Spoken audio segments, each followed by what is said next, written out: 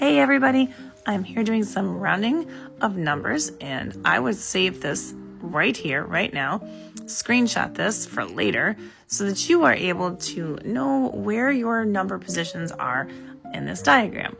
This is a helpful, specific piece of information that will help you so that you know where everything is when you have to do some rounding. So I have a huge problem with this. I see this all the time with students having issues. So we do want to make sure we are doing these correctly.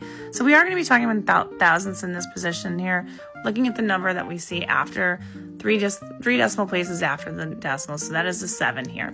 And we want to decide whether or not that 4 right there is going to keep it the same or round it up. Now, in the other previous videos, we did the hundreds and we did the tenths. Now we're focusing on thousands. So we would want to write this number as this, keep it the same, because the 4 is not going to change that number any which way. It's going to keep it the same because anything that is under 5 will keep the number before it the same as it was. So our number for this one would be 0.157. So we're not going to change anything on that. We're going to leave it just the way that it is.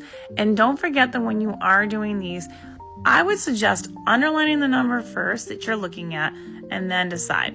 So 3 decimal places after the decimal would be the third one in that problem. So I'm going to underline that. And then I'm going to look at the number right after it. So the 9 right there indicates it's a number 5 or higher. So I'm going to move that, bump that 1 up to a 2. The other numbers are going to stay the same. Just that one digit that I underlined. So that's going to be 0.112. And then our next number, 23.78263. Well, the number that we're looking at in question is that 2. The 6 is the number I'm worried about. It's a number higher than 5. So I'm going to bump that 2 up to a 3. And then that number, the rest of the number is going to stay the same. So it would be 23.783. I don't need the numbers after it because that's not going to help me when I'm looking at rounding. You always want to use the thousands position and then you cut off the rest. Now let's take a look at a few others that we're just looking at rounding to the nearest thousands in these.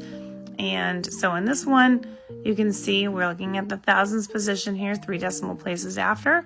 That's the 4. We look at the number directly after it, in this case the 6. And we're going to do the same thing actually with all these. So the 5 is going to be that position. The 3 will be the position for the next one. And then we're just going to get these out of the way. The 6 is that last one.